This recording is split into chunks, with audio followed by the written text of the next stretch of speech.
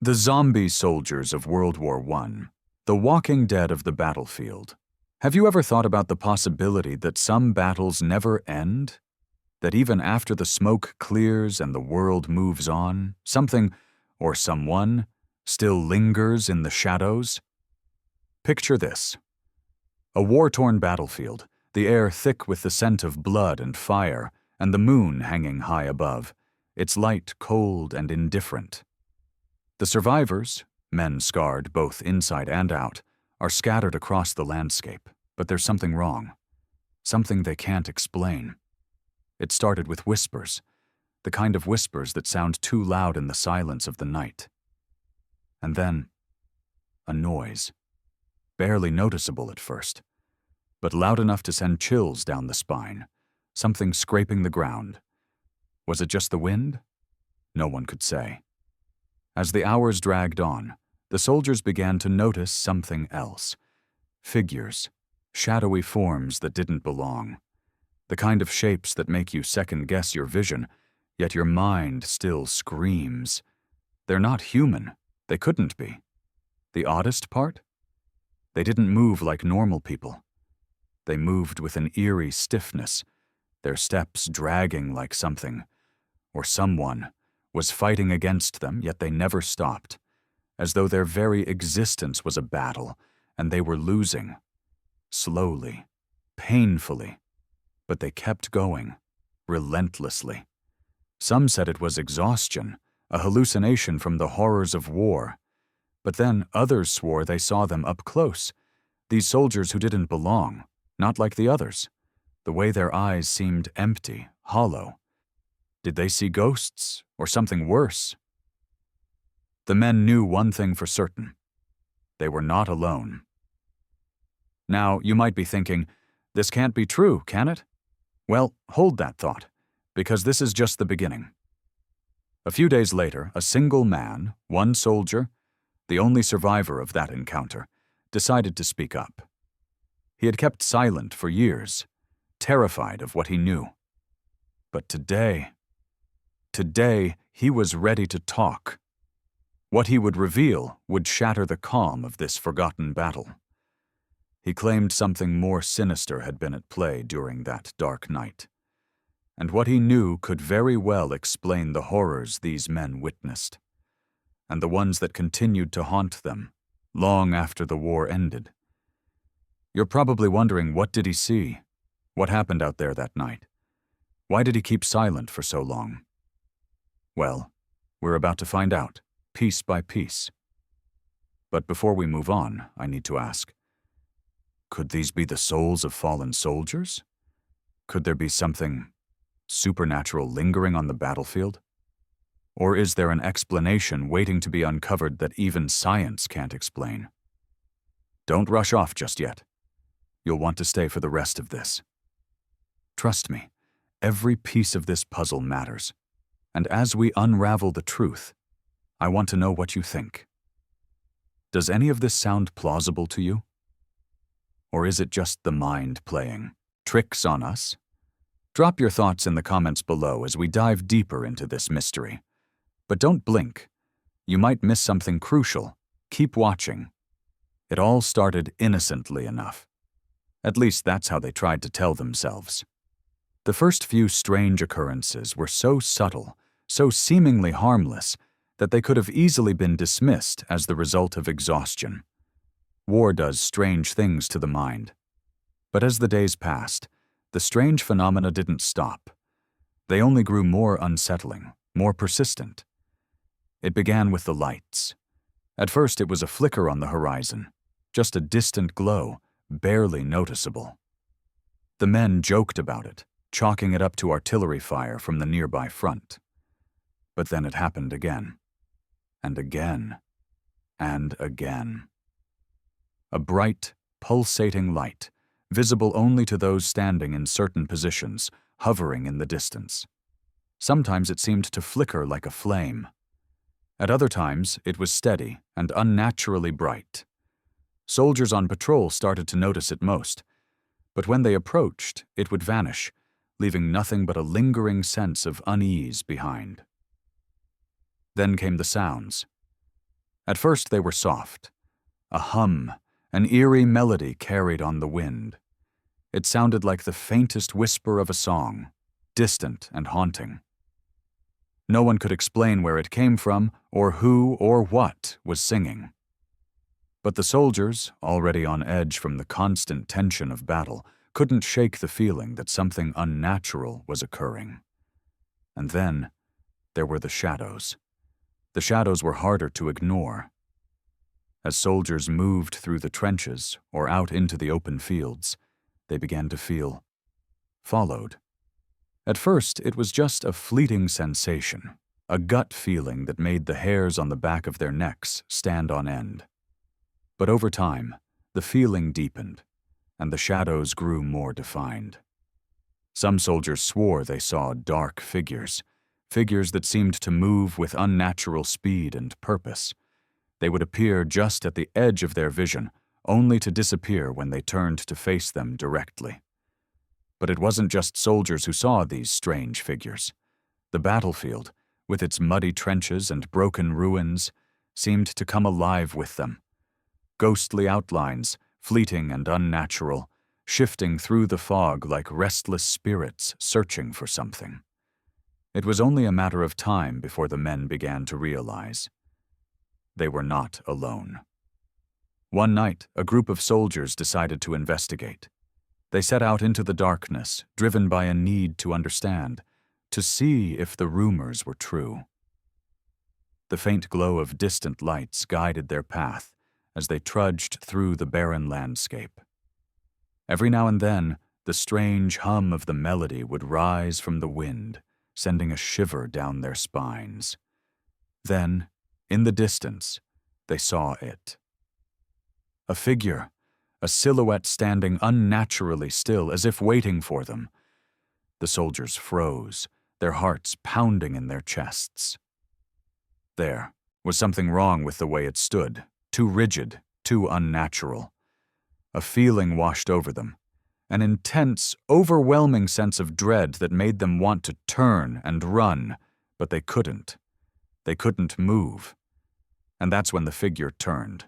Slowly, awkwardly. The soldiers couldn't see its face, but they didn't need to. The movement was wrong, unnatural, like a broken puppet on strings. The figure moved toward them, dragging its feet in a way that made the ground beneath them seem to tremble. Panic set in. The soldiers ran, stumbling over the uneven ground, hearts racing as the figure continued its slow, deliberate pursuit. But when they turned to look back, there was nothing there. No figure, no movement, just the empty expanse of the battlefield stretching out before them. What had they seen? The reports came flooding in. More soldiers, more witnesses, all claiming the same thing. Something was out there, something they couldn't explain. And yet, no one could tell what it was. No one knew who or what these figures were or what they wanted. But one thing became clear to them all. The battlefield wasn't just haunted by the dead. It was as if the dead themselves had become something else. What had begun as strange lights and distant whispers had escalated into something much more real, much more terrifying. The supernatural had somehow bled into the reality of war, and no one knew how to stop it.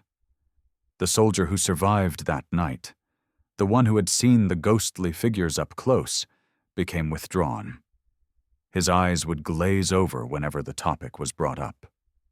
But the look of terror that would cross his face was enough to make anyone hesitate. He had seen something that no man should ever see. But what if there was more to it? What if those lights, those shadows, were not just a result of war-induced madness? Could there be something else at play here? Something darker? Something supernatural? I know you're probably sitting there wondering the same thing I am. What exactly is going on here? We're not dealing with mere hallucinations, right? There has to be more to this story. Something deeper hiding just beneath the surface.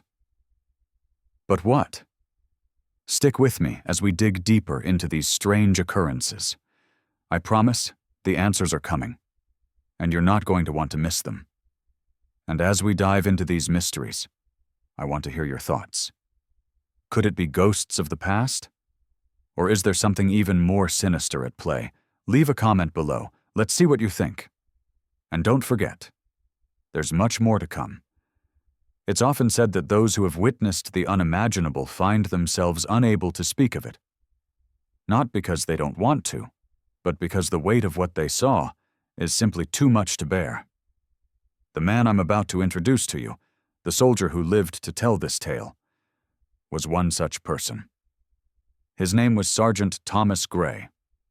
He had been a part of the ill-fated battalion that fought on that forgotten stretch of land, where the living became the walking dead.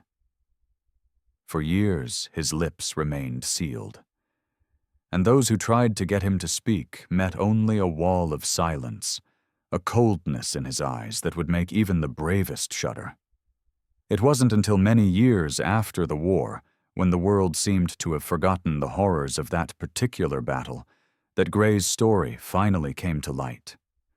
I'm sure you're wondering what could have happened to make a man like him keep such a terrible secret. Well, let me take you back to that night. The night when everything changed for him. When the boundary between life and death blurred forever. It was an ordinary night, or at least it should have been. The battle had long since passed, leaving only the wreckage of war behind. But what happened next was anything but ordinary. Thomas had been assigned to a small outpost deep in the trenches. The moon hung high, casting long shadows that stretched across the mud-soaked ground. The air was thick with the smell of gunpowder, and the oppressive silence seemed almost unnatural. He had heard the rumors, of course, the whispers among his comrades about strange figures, ghostly shapes that moved in the dark. But at that moment, he had been too weary to give them any real thought. And then, that sound. It was a low, guttural moan, coming from just beyond the perimeter of their camp. The kind of sound that makes your heart stop in your chest, the kind that crawls up your spine, sending a chill straight to your bones. At first, Thomas assumed it was just the wind, or perhaps a wild animal. But when the sound grew louder, closer, he knew something was terribly wrong. The men in the outpost gathered, their hands trembling as they reached for their rifles. They could hear the noise now, unmistakable, footsteps dragging across the ground, slow, steady. Not the kind of footsteps made by men, not by anything alive. And then, they saw it. A figure emerged from the mist, its form barely visible at first, like a shadow moving against a darker backdrop. It was tall, too tall, and unnaturally stiff in its movements, like a puppet on broken strings. The soldiers froze, paralyzed by a mixture of fear and disbelief. Thomas's hand tightened around his rifle, but he couldn't bring himself to raise it.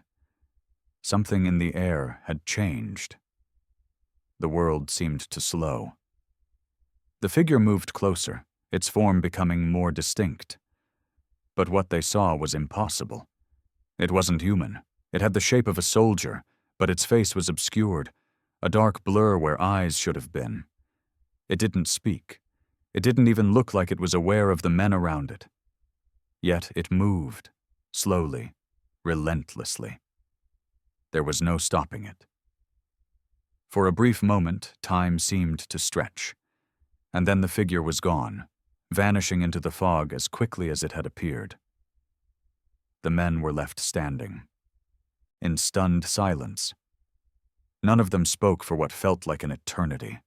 The adrenaline pumping through their veins made their hearts pound in their chests, but no one dared to break the silence. Everyone knew. What they had seen could not be explained. What was worse, it wasn't just one figure. They saw others, more of them, each dragging itself forward with the same eerie, unnatural movements. Their numbers grew, slowly at first, but it wasn't long before the soldiers realized. These figures weren't just here. They were here for them. As the figures closed in, Thomas and the others scrambled to retreat. They ran, stumbling over the broken ground, not daring to look back. But no matter how fast they ran, no matter how far they fled, the figures were always there, behind them, following them. There was nowhere to escape. When the morning light finally broke over the battlefield, the figures were gone. The men were left with nothing but their terror, and in some cases, their missing comrades. But one thing was certain. Those figures were not of this world. When the battle ended, only one man remained to speak of it. Sergeant Thomas Gray. Years later, when asked about that night, Thomas would tell his story in a voice so low it was barely above a whisper. But his eyes, those eyes that had seen things no man should, spoke volumes. He didn't need to say anything more. The fear was there, in every word he spoke. He wasn't just recounting a memory. He was reliving it. And when asked why he hadn't shared the story sooner, why he had kept it to himself for so long, his answer was simple, chilling. Because I'm afraid. I'm afraid of what they might do if I say too much. But now, the truth has begun to surface. And as you can imagine, the questions only multiply. What were these figures? What did they want? And why were they haunting this battlefield, this place where so many soldiers had died? You may be asking yourself the same questions right now. Was it just a trick of the mind? Or is there something more to this? Something beyond what any of us could possibly understand. But don't worry. This mystery is far from over. We're just getting started. And trust me, there's much more to come. Keep watching. You won't want to miss what comes next. And don't forget to share your thoughts. What do you think is really going on here? Could these soldiers truly be the dead walking again? Let's dig deeper. The days following that night were heavy. The air seemed thicker, the silence deeper. The soldiers, those few who remained, couldn't shake the feeling that something was still out there, watching them. But the strange occurrences didn't stop. In fact, they only grew more intense. At first, it was just small things. Movements in the corner of their vision, something shifting in the shadows, or the faintest sound of footsteps following them when no one was around. But then came the sounds. The ones that made the hair on the back of your neck rise. The ones that couldn't be explained away by the wind or the environment. It started with a noise they couldn't identify. It wasn't the normal sounds of a battlefield, the shrill whistle of artillery, the booming thunder of distant guns. It was something else entirely. A low, rhythmic thudding, like something heavy dragging across the ground, slow and deliberate. At first, only a few men heard it, and they shrugged it off as the product of their exhausted minds.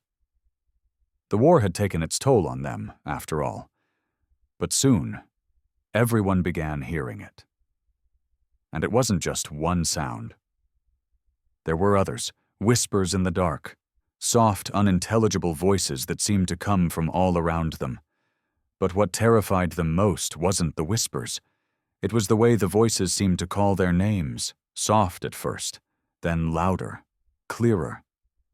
They would hear their names being whispered in the stillness of the night, an eerie invitation to come closer. They would turn, rifles in hand, but there would be no one there. Just the wind. Just the dark. And then came the lights, those damned lights. They were not like any natural light they'd seen before. They weren't the stars or the reflection of the moon on the broken earth. They were brighter, sharper, almost too bright. They hovered in the air, twisting and turning like fireflies, but much, much larger.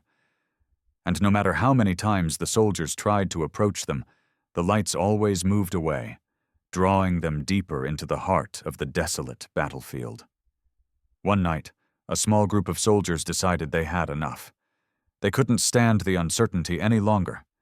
They would find the source of the lights. They would find out what was truly happening. Armed with rifles, their nerves stretched taut, They ventured out under the cover of darkness. The world around them felt suffocating, the air thick with an unsettling silence. As they moved deeper into the battlefield, the lights appeared once more, floating just beyond the trees, flickering like distant stars. One soldier, eager to prove his bravery, took the first step toward the lights. "It's just a trick," he muttered under his breath.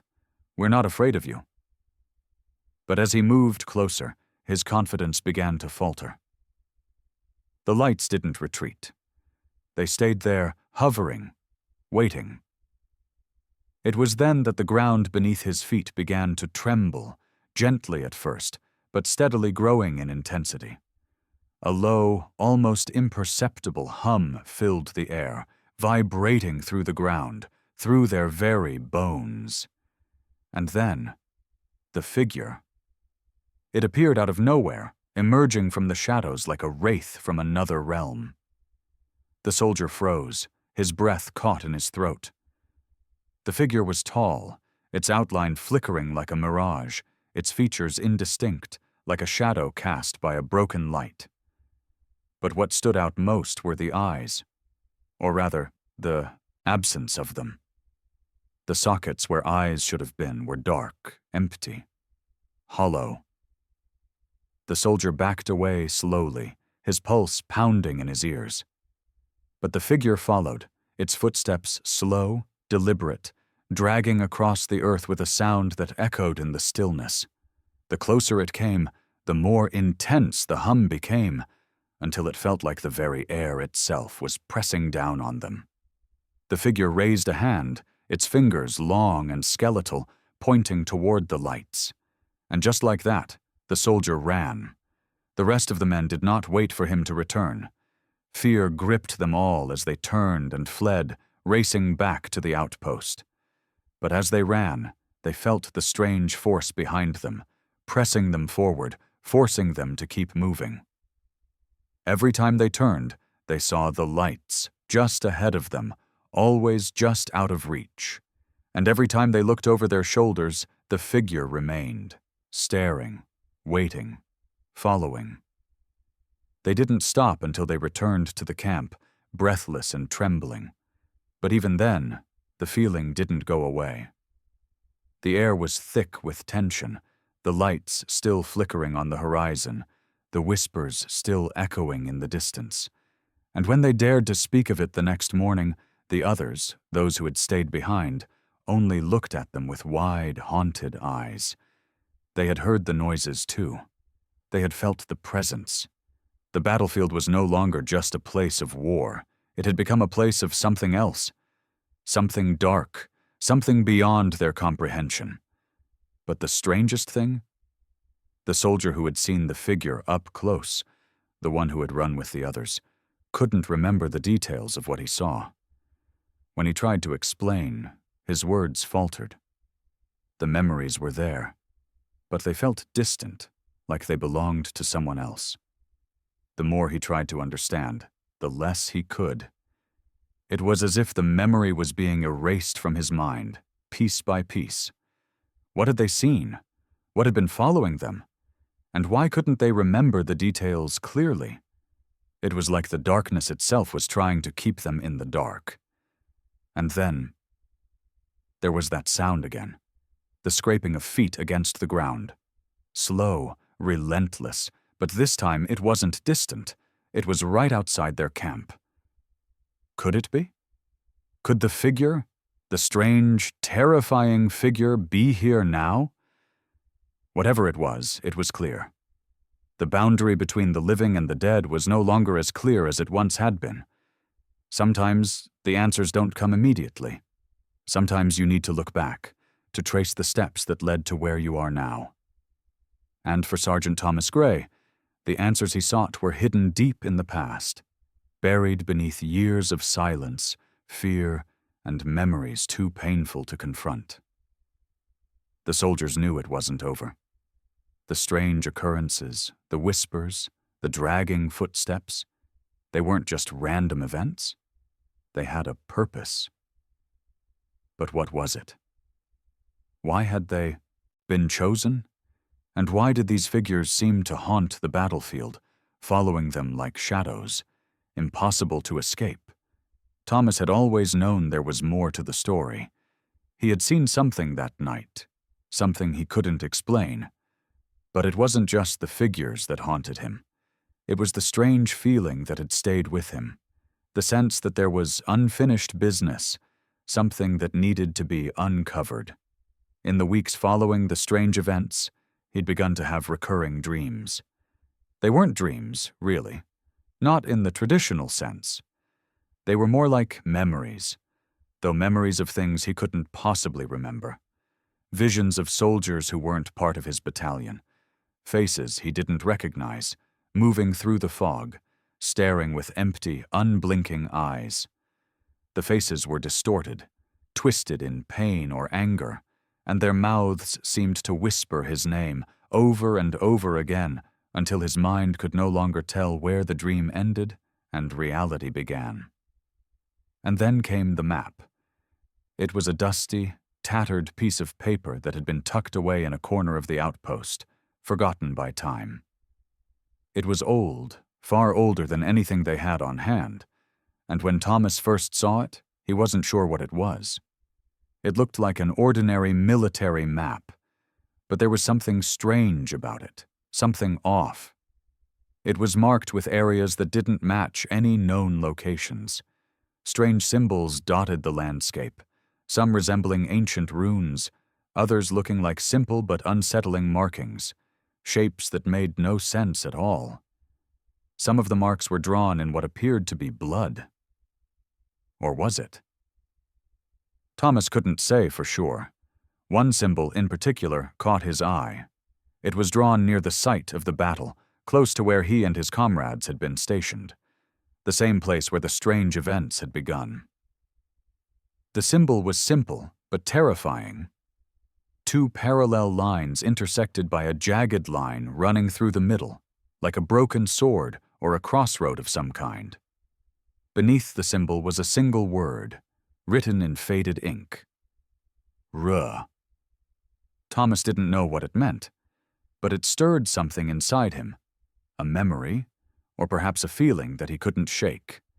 It was as if the word was calling to him, urging him to seek answers. That night, unable to ignore the pull any longer, he ventured out alone, drawn to the very place where the map had pointed him. The air was thick with mist, the fog rising from the ground in eerie tendrils that seemed to reach out and grab him. The same feeling he had experienced those days on the battlefield, the overwhelming sense of being watched, returned, more intense than ever before. He had heard whispers on the wind. Ruh. Ruh. But this time it wasn't just a voice. It was a presence, something far older, something beyond comprehension. As he stepped into the clearing marked by the map, Thomas felt it. A shift, a change in the air, in the very atmosphere around him. It was as if the world itself had stopped moving. For a moment, he felt a sharp, icy cold grip his chest, and then, suddenly, the mist parted. Before him stood an altar, ancient and weathered, stones arranged in a circle, like something out of a forgotten ritual. At the center of the altar was a dark, jagged object, a sword, half buried in the ground, its surface glinting strangely in the pale light. He couldn't look away. His hand, trembling, reached for it, as if pulled by an invisible force. The moment his fingers brushed against the cold metal, a sharp pain shot through his arm, causing him to stumble back, gasping for air. And then, the whispers.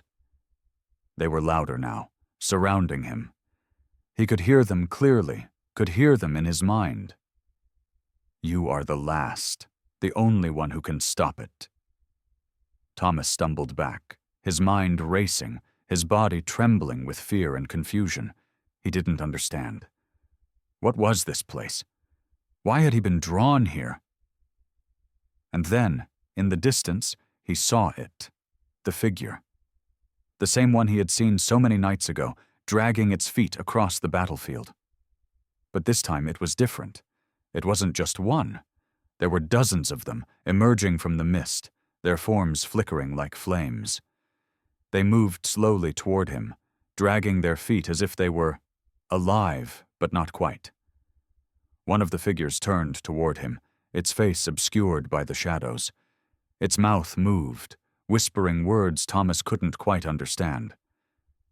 But there was one thing he was sure of. Those figures weren't human. They were something else. Something tied to this land, tied to the war, and tied to him. The altar, the sword, the whispers. It all made sense now. This wasn't just a battle between soldiers. This was a battle between the living and the dead. A curse, a force tied to the land itself, and something that would never let go. It was all connected.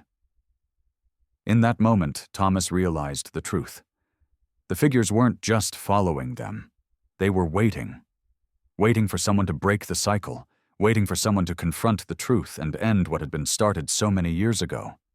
But what could one man do against something so ancient, so powerful? Before he could answer his own question, the ground shook beneath his feet. The figures were closing in on him now, their movements growing faster, more urgent. He was no longer alone. The curse had already begun to claim him. What had Thomas uncovered? What was the connection between the altar, the sword, and the figures? And why had he been chosen? At this point, we can't help but wonder, what will it take to break this cycle? Can anyone survive the horrors of the past, or are they doomed to become part of the curse forever? The answers are closer now than ever before, but there are still so many questions. Stick with me, keep watching, and let me know. What do you think this Ra is? Could it be a name, a force, or something else entirely? We're getting closer to the truth. Don't miss it. The fog had never felt heavier. The soldiers could barely see their hands in front of their faces, and yet they knew, deep in their bones, that something was out there. The air was thick with a kind of unnatural stillness, like the world was holding its breath. Every step felt like a weight, as though the very earth beneath their feet was reluctant to let them move, as if it were trying to hold them back, keep them from finding what they feared most. Thomas Gray wasn't the only one who felt it. The men around him, those who had survived the initial horrors, were beginning to crack. They couldn't escape the strange, constant presence that seemed to loom over them. Every time they closed their eyes, every time they tried to sleep, they saw those faces again. The hollow eyes, the dragging footsteps. The figures were never far. It wasn't just the whispers now. It was the faces. Distorted, flickering, always just on the edge of their vision, never fully tangible, but always watching, always waiting. Some said they saw them in the trees. Others claimed they saw them moving along the edges of the camp, blending with the shadows. But no matter where they looked, they couldn't escape them. One night, as the men gathered around a fire to keep warm, an eerie silence fell over them. No one spoke. They simply stared into the fire, too exhausted to do anything else. The usual banter was gone, replaced by a quiet unease. Something was wrong. They could all feel it, deep in their stomachs, gnawing at them like a hunger they couldn't satisfy. And then, the first one appeared. At first, it was a blur, a dark shape moving just outside the light of the fire. The soldiers tried to convince themselves it was just a trick of the shadows, a result of too much strain on their tired minds. But no, it was real. The figure was tall, its outline indistinct, like a shadow stretched too far. It stood still for a long moment, unmoving, its presence so heavy it seemed to distort the air around it. And then, without warning, it began to move. Slowly, as though it were testing the earth beneath its feet, its movements jerky and unnatural, like a marionette with tangled strings. One of the men, a younger soldier named Alan, was the first to react. He jumped to his feet, his rifle raised, his voice trembling as he shouted, "Who's out there? Show yourself!" The figure didn't respond. It didn't even acknowledge them. It just kept moving, dragging its feet, getting closer and closer. The soldiers froze. No one dared to breathe. Every instinct in them screamed to run, to flee the nightmare unfolding before their eyes. But something held them in place, something darker than fear. And then, it was gone. The figure simply vanished into the shadows, like smoke dissipating into the night. They waited. The night seemed to stretch on for an eternity. But nothing came, no more figures, no more sounds, just the crackling of the fire and the uneasy, broken breathing of the men. Had they imagined it? Number. They couldn't deny it. They had seen it, and what's worse, they knew it wasn't the last one. They could feel it in their gut, the knowledge that they hadn't seen the last of whatever it was that was following them. But the terror didn't end there. The next day, as the men prepared for their patrol, another figure appeared, this time standing right at the edge of their camp, just beyond the reach of the firelight.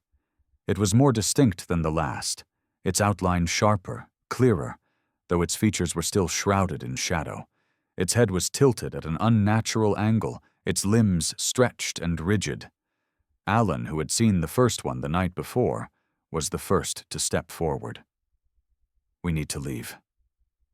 "Now," he whispered, his voice shaking. But the others didn't move. They stood frozen, as though their bodies refused to obey. Something about the figure kept them rooted to the spot. Then, just as quickly as it appeared, the figure dissipated into the air, leaving behind nothing but an eerie silence. No one spoke, not for a long time.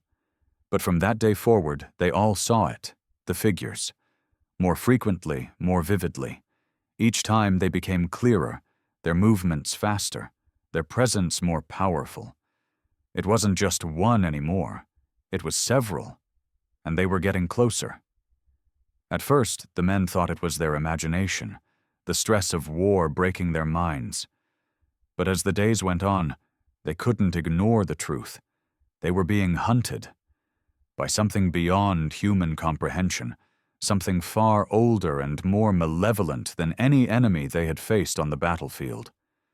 It was a force, a presence, something tied to the land itself, something that had been awakened by the bloodshed, the violence. And now, it was coming for them. The soldiers began to speak in hushed tones, sharing what they had seen. One soldier claimed to have seen a figure standing in the middle of the night, staring at him through the window of his bunker. Another said he heard the dragging footsteps coming from the trees as he lay awake in his tent.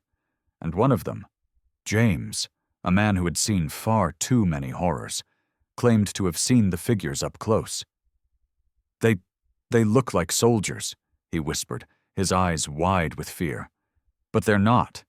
Their faces, they're wrong, empty, hollow, like they're not really there." James's words sent a shiver through the group. They were all beginning to see it. The figures were not just figments of their imagination. They were real. They were walking through their world, and they were not alive. The worst part? The figures weren't just appearing in the night anymore. They were appearing in the daylight, too. In the open fields, in the corners of the camp, everywhere. The soldiers began to feel the grip of madness tightening around them. Each day felt like a battle, not just against the enemy, but against the very reality they were living in. Was this still the world they knew? Or had they slipped into some kind of purgatory, trapped between life and death? And it was getting worse. The figures weren't just watching anymore. They were moving closer. They were following. They were waiting for something. But what? Why now? What was it they wanted? All these questions spun in the air, unanswered, unresolved, as the soldiers began to realize the truth. The battlefield was not just haunted by the dead, it was being consumed by them. Slowly, relentlessly. And no matter how much they tried to escape, no matter how much they tried to outrun their fear, the dead would always be there, waiting for them. They could feel it in the air, that oppressive weight, that gnawing sense of dread that hung over them like a cloud too dark to dissipate. Every movement, every whisper, every crack of a branch in the distance was a reminder. The dead weren't just on the battlefield. They were walking among the living, and they weren't going away. Despite everything they'd seen, heard, and felt, the soldiers couldn't bring themselves to fully believe it. There had to be an explanation, right? There had to be a logical reason for the strange figures, the dragging footsteps, the lights that seemed to lead them into the unknown. But try as they might, no one could explain what they were experiencing. No one had an answer. Not even Sergeant Thomas Gray, who had lived through the worst of it, could make sense of the madness creeping into their world. And so they did what soldiers do when faced with the unknown. They began to search for answers. They scoured their surroundings, hoping for something that could explain away the unexplainable, something that would put their minds at ease. But the deeper they dug, the more they uncovered, and the more terrifying it became. It started with small signs, footprints. At first, they thought they were just the prints of their own boots, worn down by the constant trudging through the muddy trenches. But as time went on, the footprints grew more distinct, different from anything they'd ever seen. They were elongated, dragging in a way that was unnaturally slow, as though whoever or whatever was leaving them wasn't walking at all.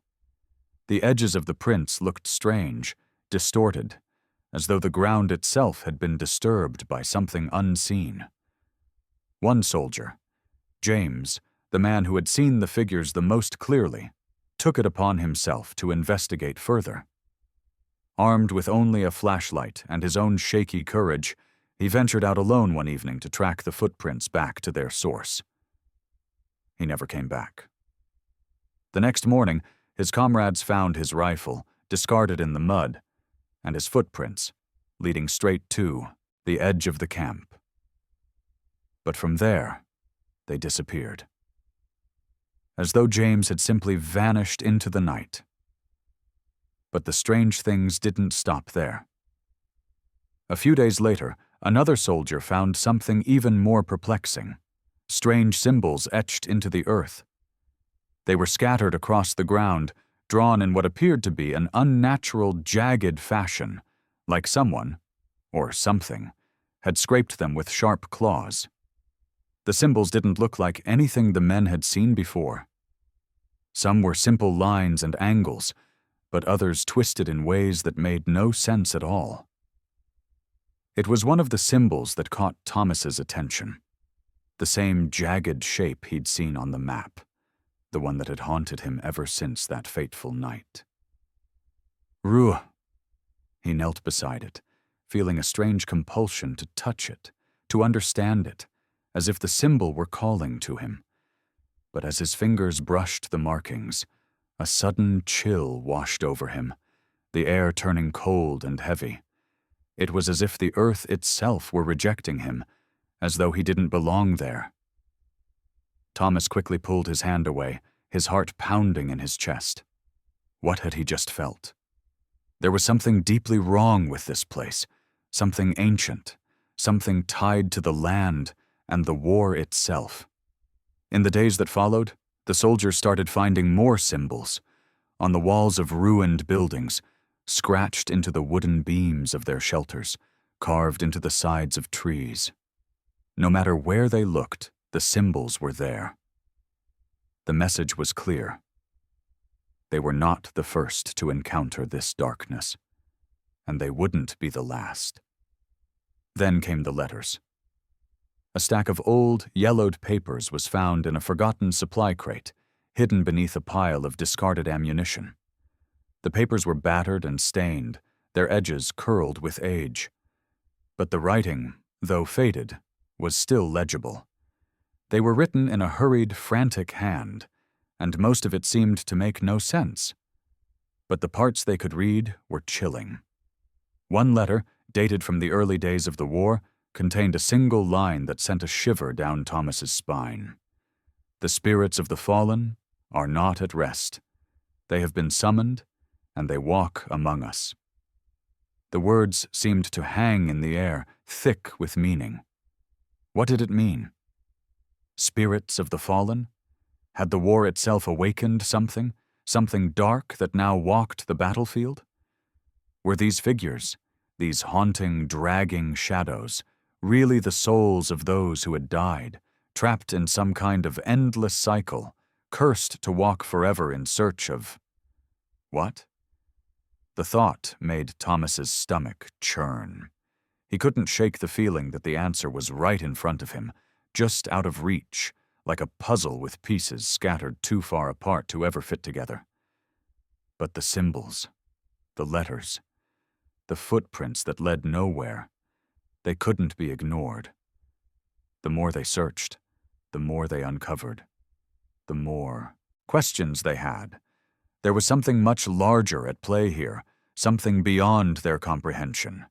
Some force, some curse, had been set in motion long before they arrived, and now they were trapped in it. But why had it come for them? Why now? Why these men? As if the universe itself had heard his thoughts, a new sound broke through the silence, a scraping noise, slowly at first, then louder, more distinct. It was coming from the far side of the camp, near the edge of the tree line. The men stiffened, their bodies tense, their breath shallow. There was no mistaking it this time. It was the sound they had heard so many nights before. The dragging footsteps, the sound of something or someone moving closer. This time no one moved. They were frozen in place, their hearts racing, waiting for the next figure to appear. The footsteps stopped. Silence, and then there it was. The figure emerged from the trees, moving toward them with that slow, deliberate pace. Its body was dark, a shadow among shadows, but its presence was undeniable. It was the same figure they had seen before, only now it was clearer, more real than ever. But as it stepped into the light, something was different. There were others behind it, more figures. Not just one, not just two, but dozens. And they weren't dragging their feet anymore. They were running. What does it all mean? What is really out there, hidden beneath the surface of the battlefield? The soldiers know they're no longer fighting just an enemy, but something older, darker, more relentless. And now the stakes are higher than ever.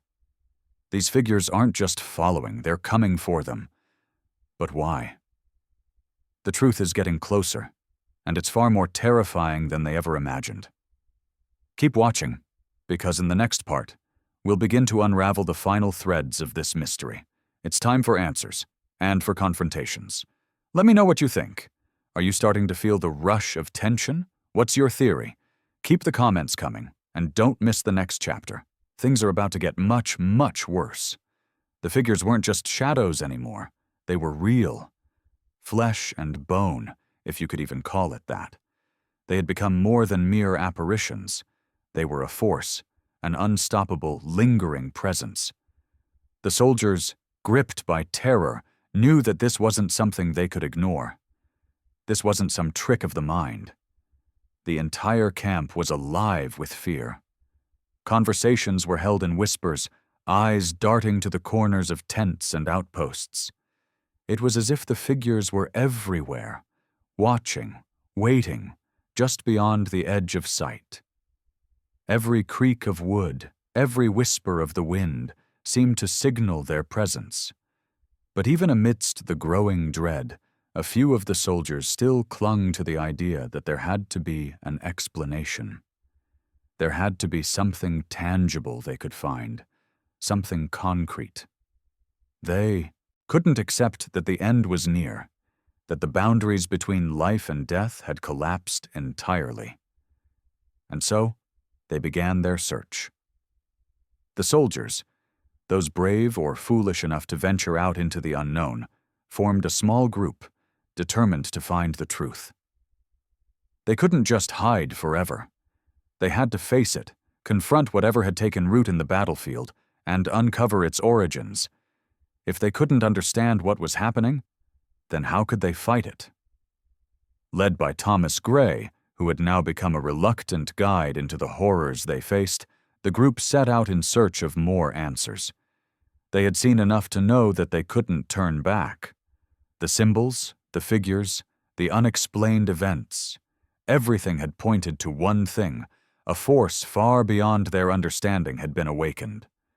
With rifles in hand, they moved deeper into the war-torn land, past the familiar trenches, beyond the charred remnants of old camps. As they marched, the eerie silence of the night weighed on them. There was no wind, no birds, no sounds from the distant front lines, only the soft, rhythmic thudding of their boots against the dirt. The darkness felt oppressive, as if it were closing in on them with each step they took. And then they found it. A large, broken stone altar stood in the middle of a clearing, overgrown with weeds and moss. It was unlike anything they had seen before. The stones were arranged in a circle, jagged and worn with time, but the symbols carved into the surface were unmistakable. The same symbols they had seen in their camp. The same ones that had haunted Thomas's dreams. "Ruh," Thomas whispered, his voice barely audible. The others gathered around, inspecting the altar.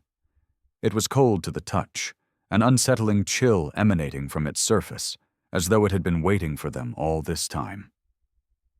On closer inspection, they could see that the stones had been etched with ancient markings, symbols that twisted and turned, their meaning impossible to decipher. And then, something that made their blood run cold. In the center of the altar they found it, a relic, a dark object half buried beneath the moss. It looked like a sword, its blade fractured and chipped, its hilt wrapped in what appeared to be tattered cloth. "This isn't just a relic of the past," muttered Alan, the youngest of the group. "It's a message, it's something alive." As Thomas reached for the sword, his hand froze just before touching it. He felt it again, the cold grip in his chest, the weight of something watching.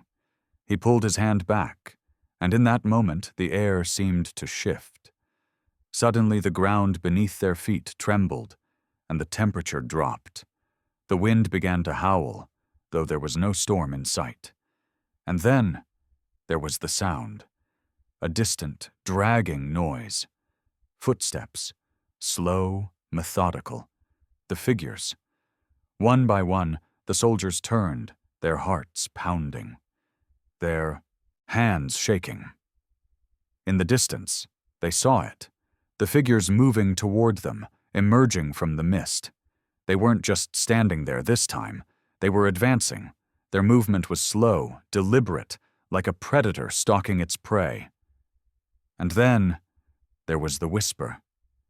It was faint at first, like a far-off echo, but it grew louder, clearer, until the words became almost tangible. It was the same voice they had heard in their dreams, the one that had called their names, the one that had warned them. "You are too late." It wasn't just a voice in their minds. It was in the air around them, vibrating through their very bodies, as though the words had been etched into the fabric of the world itself. The figures stopped, standing in the clearing, their hollow eyes locked on the soldiers. There were more of them now, dozens, maybe hundreds, rising from the mist, emerging from the shadows, drawn to the altar. They were closing in. The soldiers knew that they couldn't escape. No matter where they ran, no matter how far they went, these creatures would follow. They were trapped. Thomas's mind raced. What was this force? What had they awakened? What had these figures come for? The relic, The sword. Was it the key? His thoughts were interrupted by Alan, who was now holding the sword in his hands. "We can't let them win," he said, his voice trembling, but fierce. "We have to fight back." Without thinking, Alan raised the sword above his head and swung it at the nearest figure.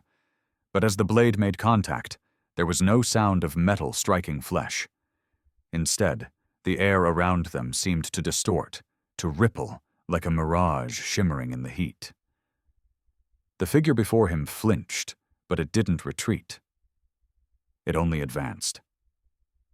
The soldiers stood frozen, the sword still held in Alan's trembling hands. The realization hit them hard. This was not a battle they could win. The relic wasn't a weapon.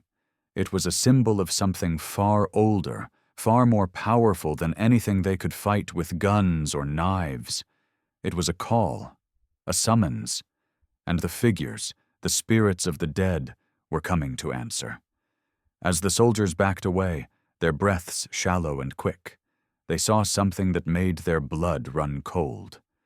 The figures weren't just walking, they were reaching, their hands outstretched, their eyes vacant, the silent scream of their mouths pulled wide in an eternal hunger for something they could never attain. What had they awakened?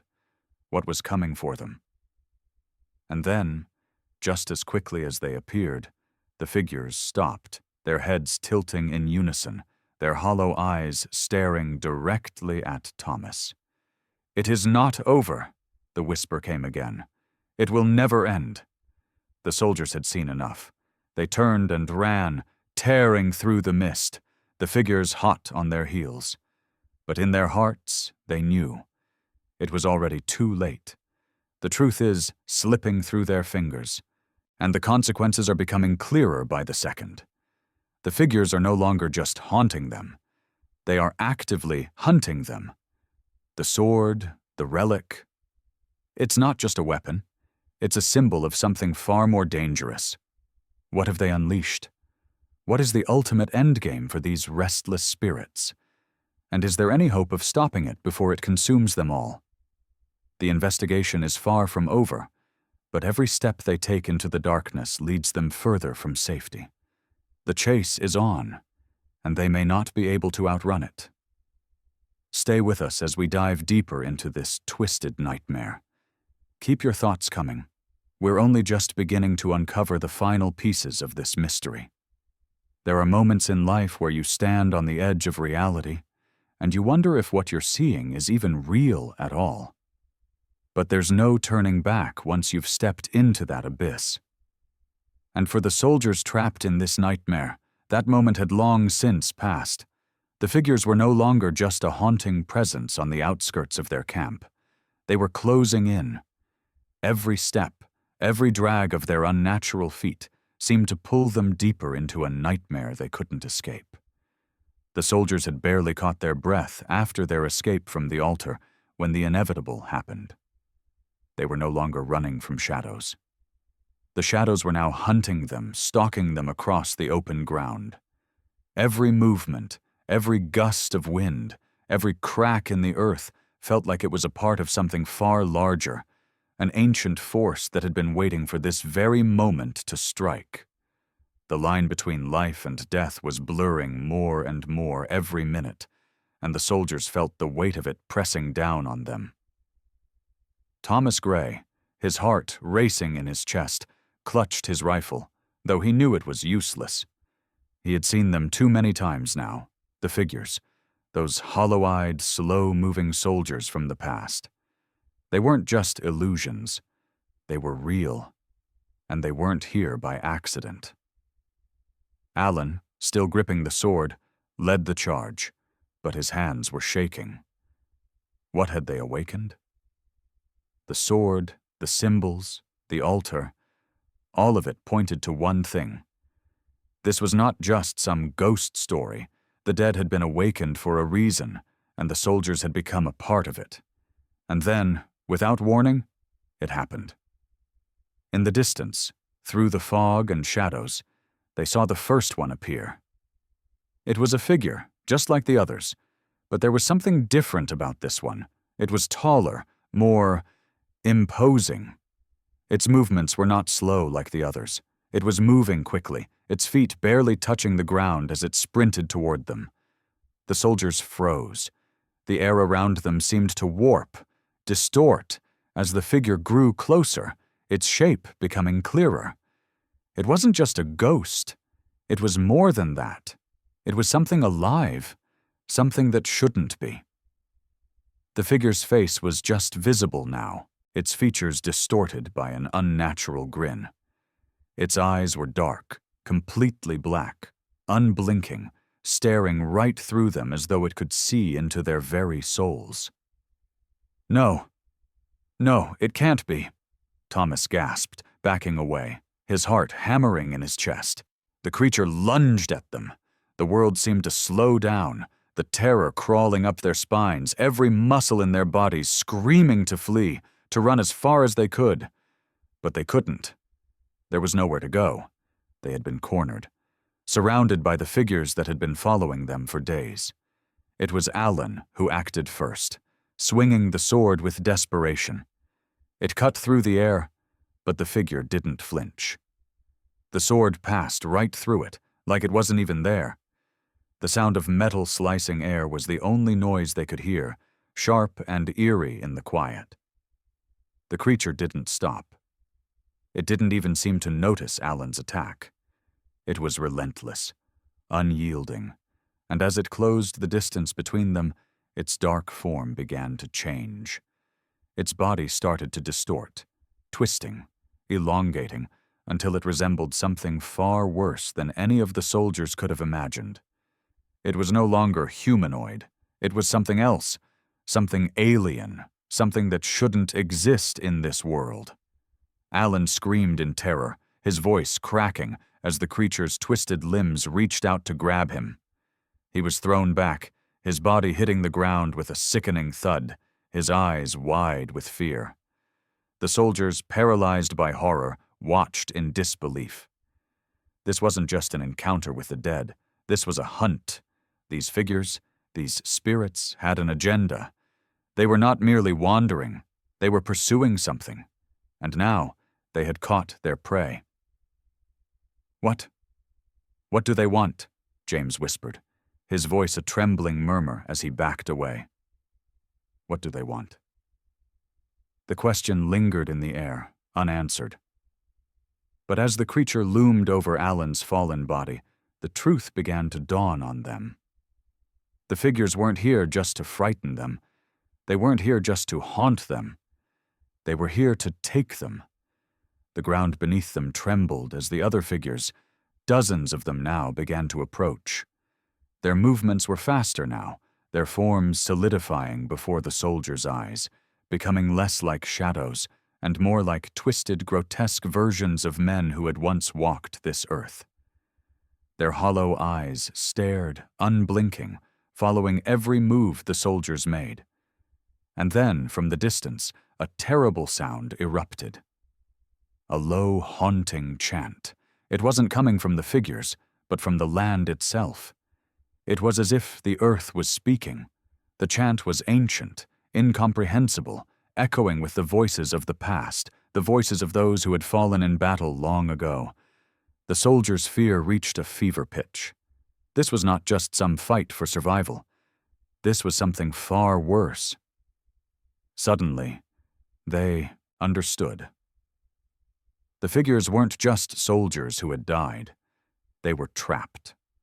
Trapped in some eternal cycle of war, condemned to repeat their actions forever. But why had they chosen now to emerge from the shadows? And why them? It wasn't an accident. The soldiers had been drawn here, called into this battle not by chance, but by the curse that had lingered on the land. They had become part of a war that never ended, bound to these figures, these souls lost to time. Thomas's mind raced as he looked around, searching for any way to stop this madness, but there was no way out. The figures were closing in, their eyes fixed on him, their limbs jerking with unnatural speed as they advanced. And as they drew closer, he felt the terrible pull of something deep inside him, something ancient and terrifying. One of the figures reached out, grabbing Thomas by the arm, its grip like ice, cold and unyielding. "No, please," Thomas gasped, the words choking him. He could feel it, something pulling him into the darkness, something he couldn't fight. Then, as quickly as it had all begun, the figures stopped. Their eyes locked onto him. And in that moment, Thomas understood. They weren't after him. They were after all of them. They were here to take them back, to claim their souls and trap them in the cycle of war for eternity. But as Thomas felt the darkness begin to close in, he heard a faint voice in his mind. A whisper, clear as day. "You must end it. End the curse, before it takes you all." The truth is out there, waiting for the soldiers to uncover it. But they may not survive long enough to do so. The figures are hunting them, their relentless pursuit unstoppable. And the curse that binds them to this land grows stronger with every passing moment. But can they break it? Can they escape the cycle? Or will they be trapped forever, just like the souls that came before them? Stay with us as the story begins to unravel. Every second is a race against time, and the stakes are higher than ever. They had been running for what felt like hours, though time had lost all meaning. The soldiers moved through the fog, their breath coming in sharp, ragged gasps, their legs heavy with exhaustion. Their minds raced, each thought tangled in fear and confusion. The figures were still behind them, closer now, always closer, like a pack of predators closing in on their prey. Every time they turned to look over their shoulders, the shapes were there, just beyond their reach. But they weren't just walking anymore. They were running. And with each step, the air around them seemed to grow thicker, heavier, like the land itself was alive, suffocating them. Thomas felt the weight of it more than anyone. The oppressive atmosphere had become unbearable, like the very earth was pressing down on him, keeping him trapped in this nightmare. The figures were no longer just haunting the battlefield. They had become part of it. They were part of him, part of the soldiers' fate, and no matter how fast they ran, no matter how far they went, they couldn't escape. In a desperate attempt to break free, the soldiers veered off course, trying to find higher ground. But with every turn, they were met with the same haunting sight. Figures emerging from the shadows, their eyes glowing with an eerie, unnatural light. They were closing in, cornering them, and the soldiers felt the horrible realization settle deep in their stomachs. There was no escape. "We can't outrun them," James muttered, his voice trembling. "They'll just follow us until we—" He couldn't finish the sentence. The words felt too heavy, too real to speak. But Thomas knew what he was trying to say. The figures weren't just chasing them. They were part of something bigger. A curse. A war that had never truly ended. A battle between the living and the dead that had been set in motion long ago. But what did they want? What was the end game? As they continued their frantic flight, the soldiers came upon a clearing. The trees were sparse here, and the mist swirled around them, creating a suffocating sense of isolation. There was no cover, no place to hide. The ground was soft, muddy, and treacherous beneath their feet, but they didn't have time to think about it. The figures were already there. Thomas stopped dead in his tracks. He could feel the cold air closing in on him, the eerie chill of death itself creeping up his spine. He knew they were trapped. There was no way out. There was no fight left in him. His rifle was useless. The sword Alan had carried had no power over them. They were too far gone. The figures moved in, their faces still obscured, but their presence felt more than ever. The air was heavy with an ancient, suffocating energy that seemed to drag at their souls. Thomas turned to the others, his voice hoarse. "We have to make a stand. If we're going down, at least we go down fighting." He had no idea where the words came from. The fight, the survival instinct, the last thread of resistance. It was all slipping away. But for some reason, he couldn't let go of the idea that there was still a chance, however small, to break free of this nightmare, even if it meant confronting whatever horrors awaited them in the end. "Fight back!" Alan cried, his voice high-pitched with desperation.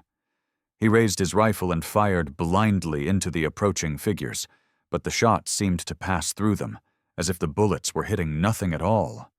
The figures didn't stop. They kept moving forward, their dragging steps unrelenting, the air growing colder with every passing second. Then, as if the world itself had been waiting for this moment, the ground beneath them began to shake. The earth trembled with a force that could not be explained.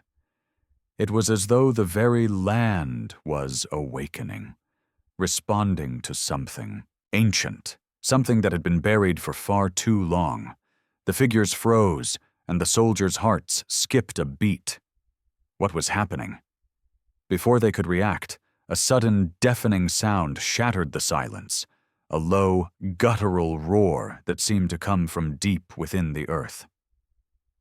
The figures didn't flinch, but the ground beneath them split open, sending cracks through the muddy earth.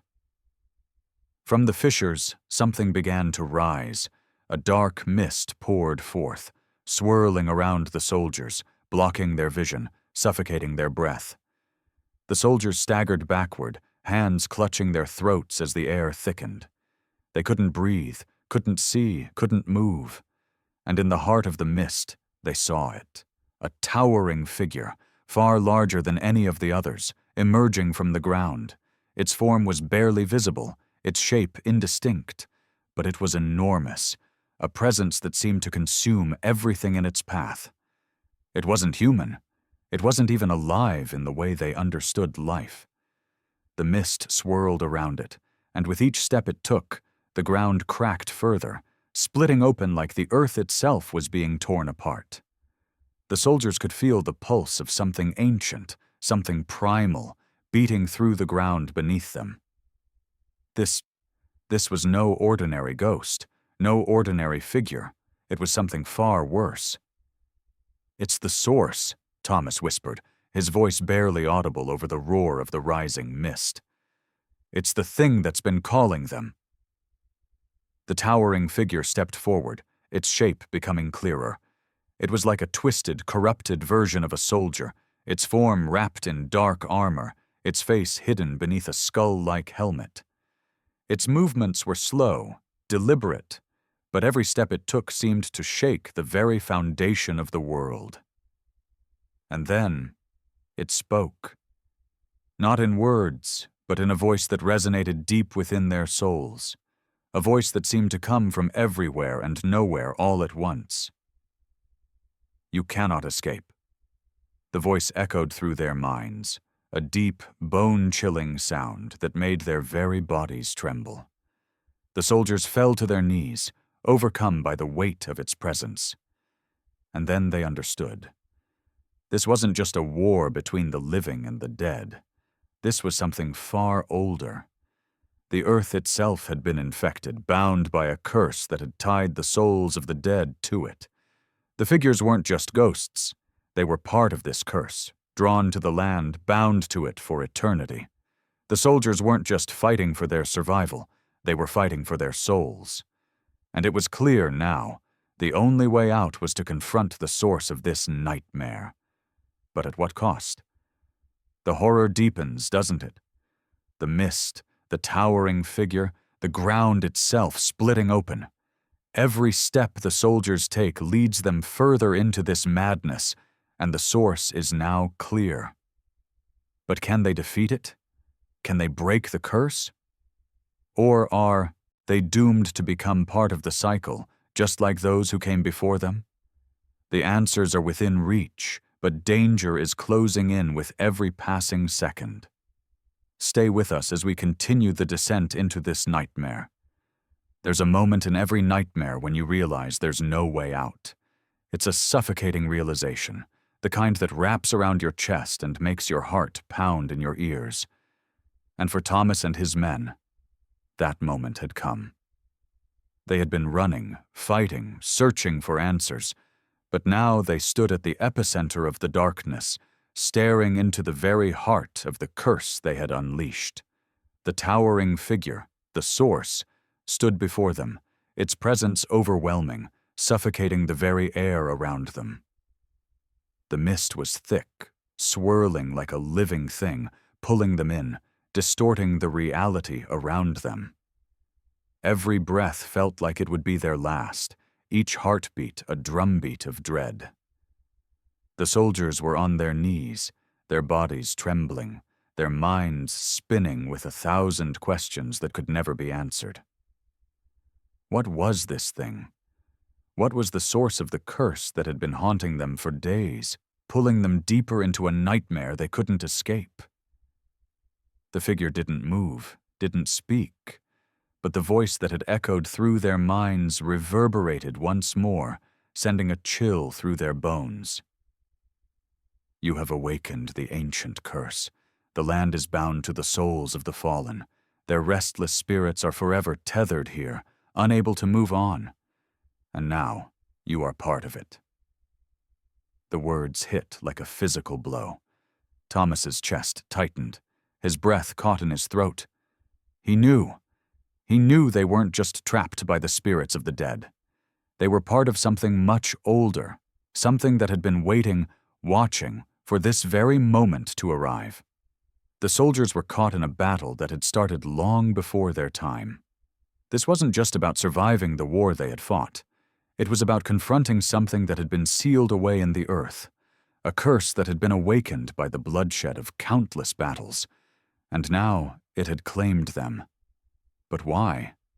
Why had they been chosen? In the midst of the mist, Thomas felt the faintest pull, a whisper, a memory from long ago, one that had been buried deep within him, suddenly rising to the surface. He remembered the map, the symbols, the strange sensation he'd had when he first laid eyes on the altar. The answers had always been there, just out of reach. And now, they were clear. Ruh! The word that had haunted him, the symbol he'd seen on the map, on the altar, and carved into the earth. It wasn't just a name. It wasn't just a word.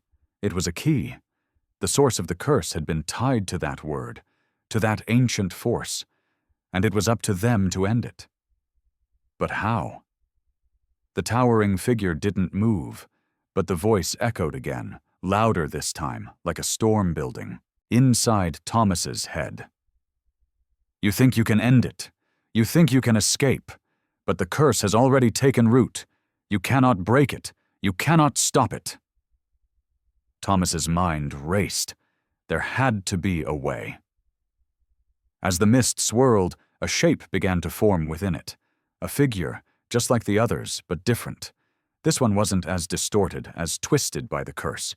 This one was clear, solid. A man, dressed in tattered military uniform, his face gaunt and pale. His eyes were empty, hollow. A soldier, long dead. A soldier who had been part of the very battle that had created this curse. It was the same figure Thomas had seen in his dreams, in the fog. The one whose hollow eyes had followed him. The one who had been leading him to this moment. The soldier's lips parted, and his voice, weak and strained, echoed through the mist. It was never meant to be. This way. Thomas took a step forward, his heart pounding in his chest. What do you mean? What is this place? What is Rua? The soldier's eyes seemed to focus on him, his gaze penetrating, as if he could see right through Thomas, into the very depths of his soul. Ra. It is the name of the place where the battle never ends, the place where the dead are bound to the earth. We were soldiers once. We fought, we died, but our souls were never allowed to rest. The soldier staggered forward, his voice growing weaker with each word.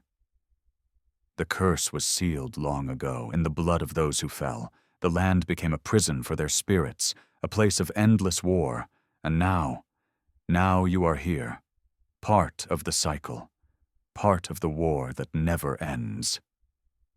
Thomas felt a shiver run down his spine. The soldier's words were clear now. They were part of something much bigger.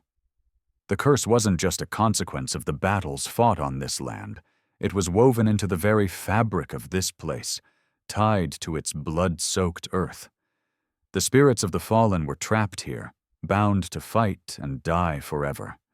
And now they had been brought back by the very war that had started it all. The soldier's form flickered, as if fading away with the wind.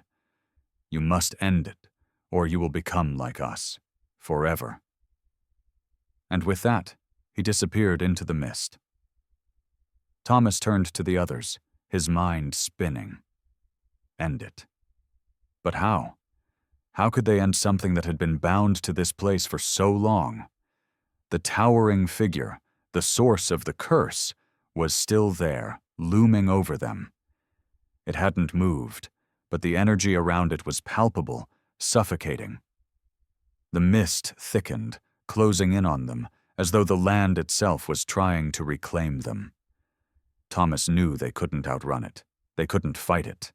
But if they were to survive, they had to break the curse. The cycle had to be stopped. But the question still lingered in his mind. How? And then, just as the darkness began to close in, Thomas felt it. A pulse, a flicker of light. The sword. The relic that Alan had carried. The one that had been so useless before. Could it be the key? The last piece of evidence they had been searching for? There was no time to think. With every second, the mist grew thicker. The figures grew closer. The curse was coming for them. The soldiers are nearing the end, but the truth remains shrouded in darkness. The final piece of the puzzle is almost within reach. But can they break the curse in time? The pressure is building, and the stakes have never been higher. The mist is closing in. The figure is waiting, and the soldiers are running out of time. Stay with us. The end is near, but the truth is still out there. Will they escape? Or will they be lost forever to the endless cycle of the dead? The mist was thick, suffocating. The air, heavy with the smell of decay, clung to their skin as they stood in the heart of the battlefield, staring at the towering figure, the source.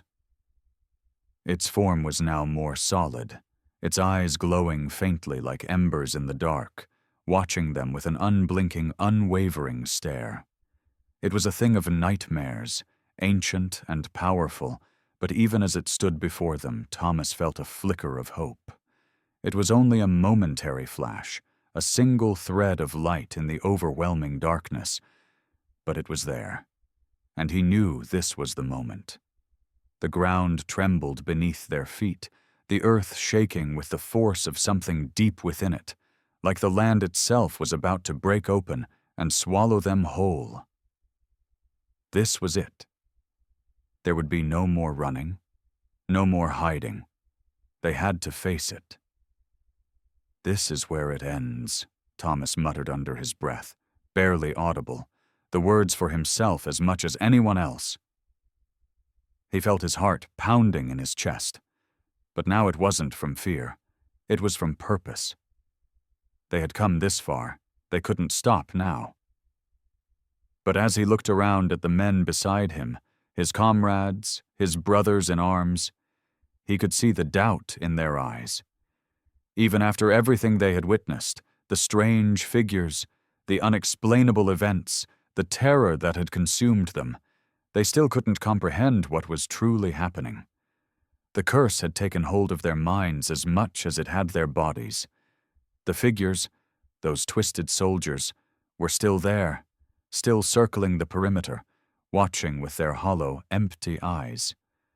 They were part of this place now, part of the curse that had bound them to the land, and the soldiers knew they were not leaving until the cycle was broken. And yet, even with all of this, Thomas could feel it, a force, a strange pull that seemed to grow stronger as the mist swirled around them. The relic. The sword.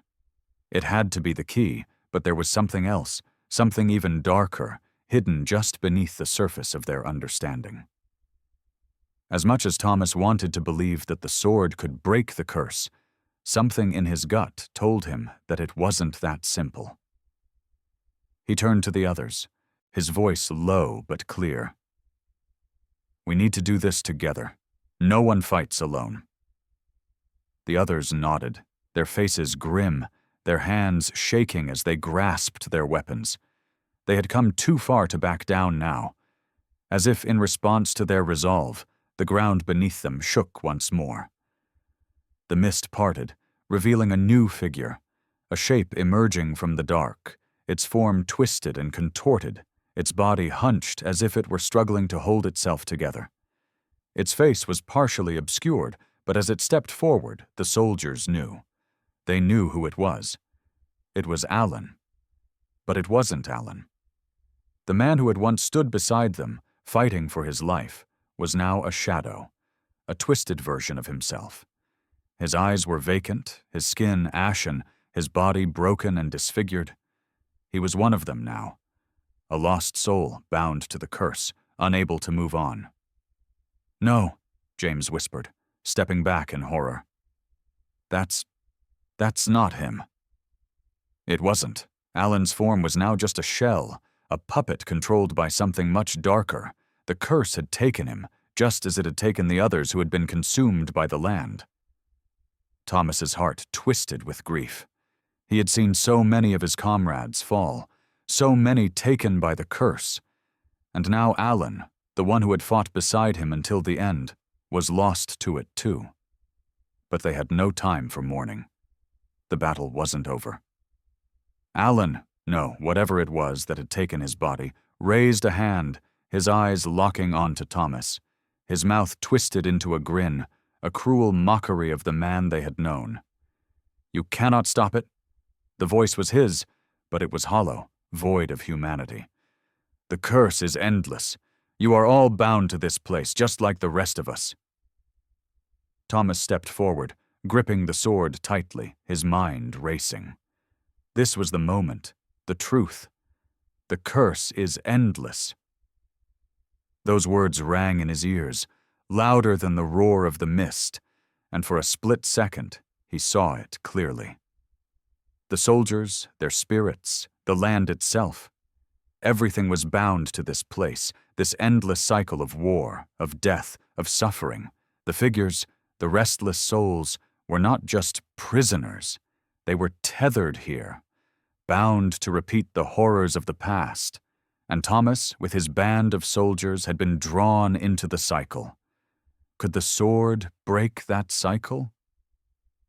"We have to end it," Thomas said, his voice steady despite the terror rising in his chest. "We have to destroy the curse." The figures shifted, closing in. The source, the towering figure, watched them with a silent, eternal gaze. Thomas stepped closer to the relic. He could feel it now.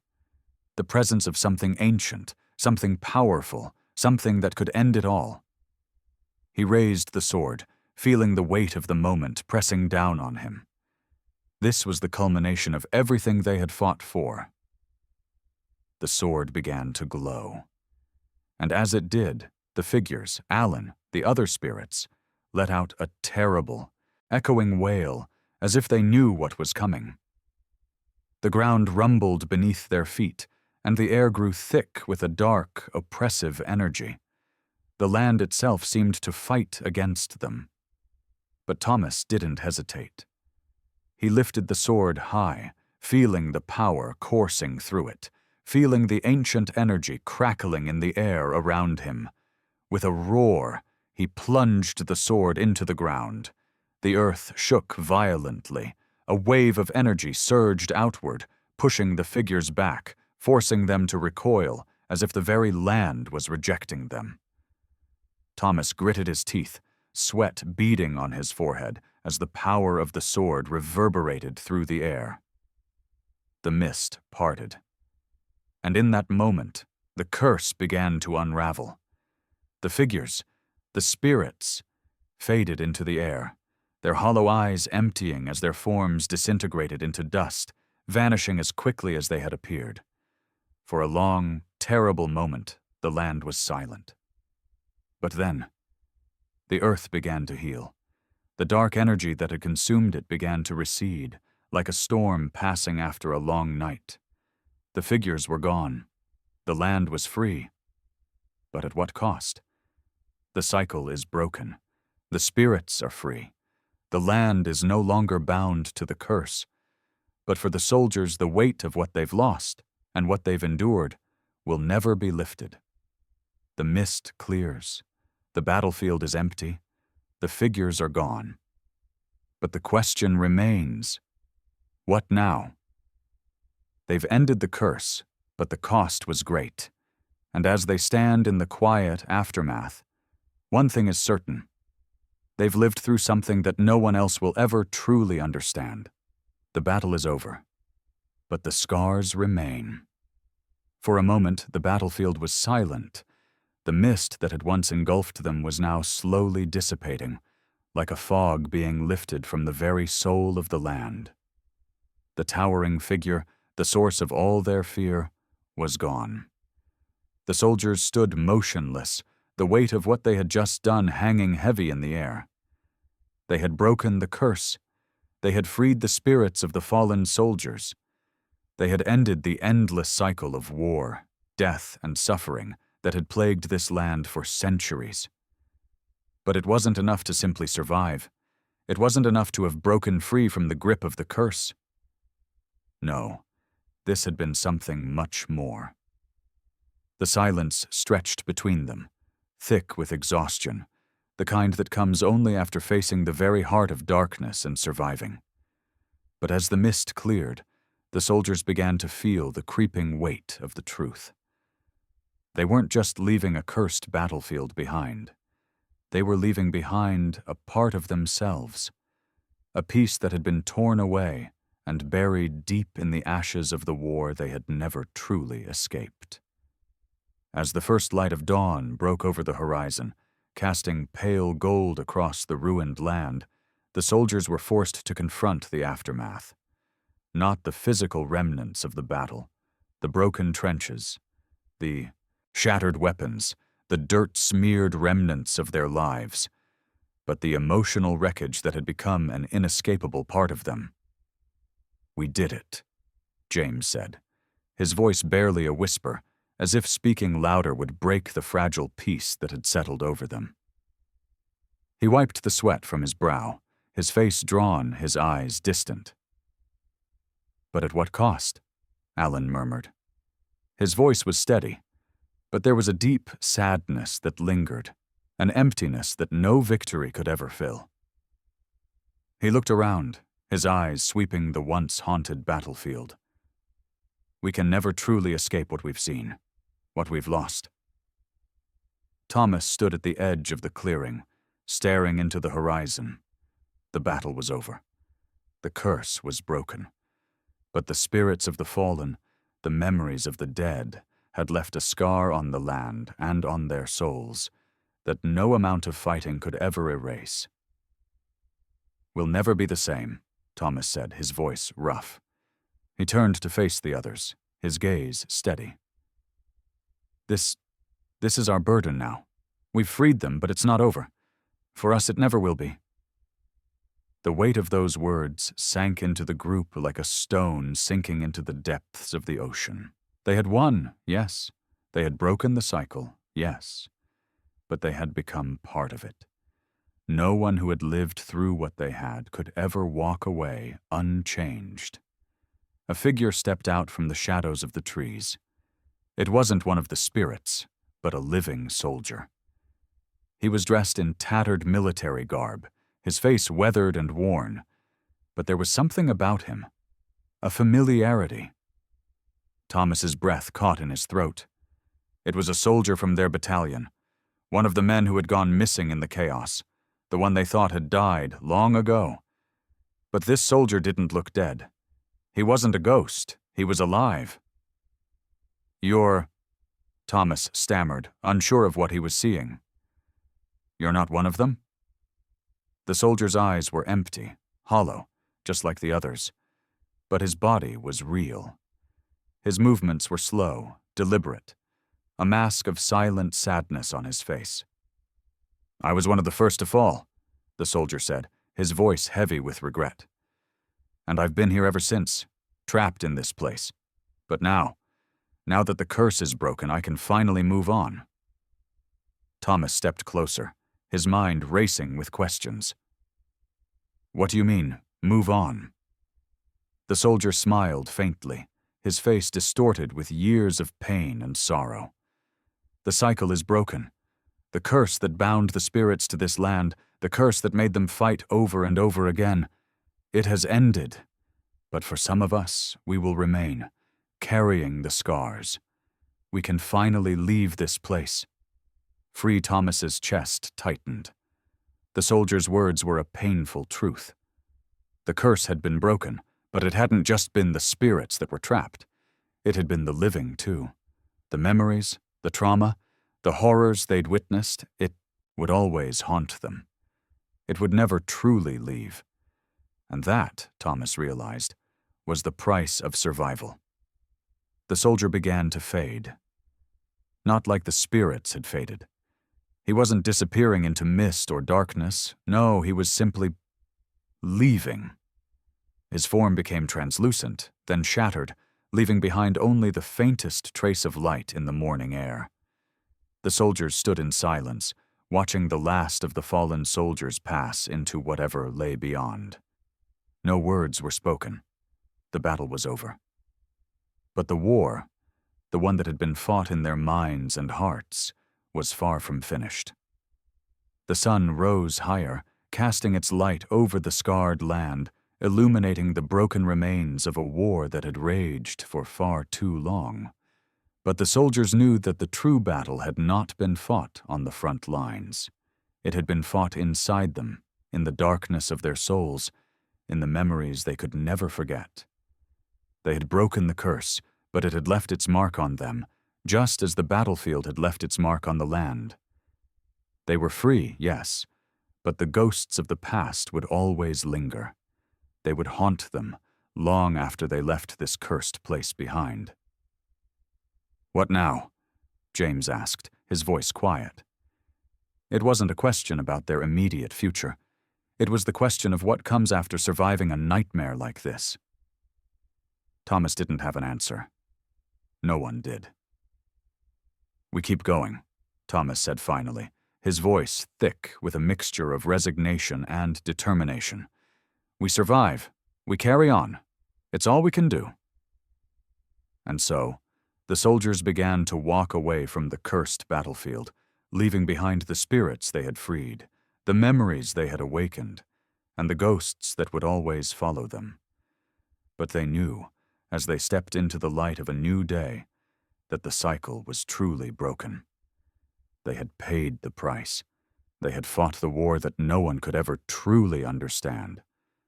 And somehow, despite everything, they had survived.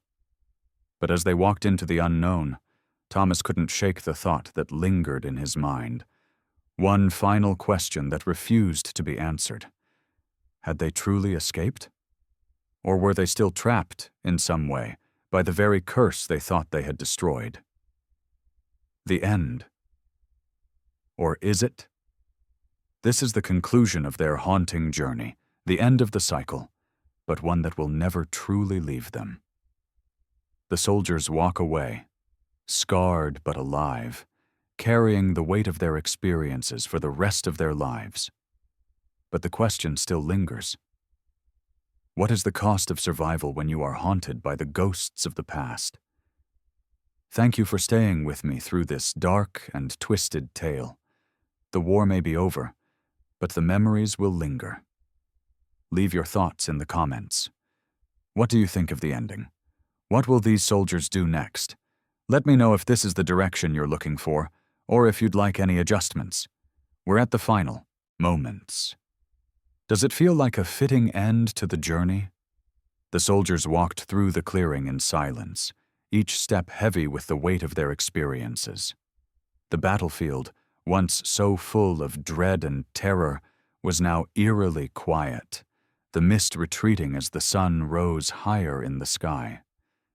It felt like a new beginning, but also like an ending, as though the land was holding its breath, waiting for something to happen. The echoes of the past still reverberated through the earth beneath their boots, a constant reminder that this place would never truly be free of its ghosts. Thomas led the way, his mind a whirl of thoughts. He kept his head low, his gaze focused on the path ahead, but inside, his thoughts were fragmented. Pieces of the past, the battle, the curse, the spirits, they all jumbled together, leaving him with a sense of quiet unease. No one spoke. There were no triumphant shouts, no cheers of victory. The air was thick with the knowledge that they had come face to face with something beyond human understanding, something that had tested their very will to live. "What happens now?" Alan's voice broke the silence. It wasn't a question of survival. It was a question of life. What happens when you've faced the very edge of existence and survived? "I don't know," Thomas muttered. He was tired. Tired of the questions. Tired of the war. Tired of the memories that would never fade. "But we move forward. That's all we can do. It's the only thing left." His words were empty, hollow, but they were all he had to give. James walked alongside him, his face etched with the same exhaustion that clung to the others. "Can we ever forget what happened here?" he asked. "Can we really move on after all of this?" The question hung in the air, unanswered. No one spoke as they continued their journey out of the battlefield. Each step felt like they were walking away from more than just the physical remnants of war.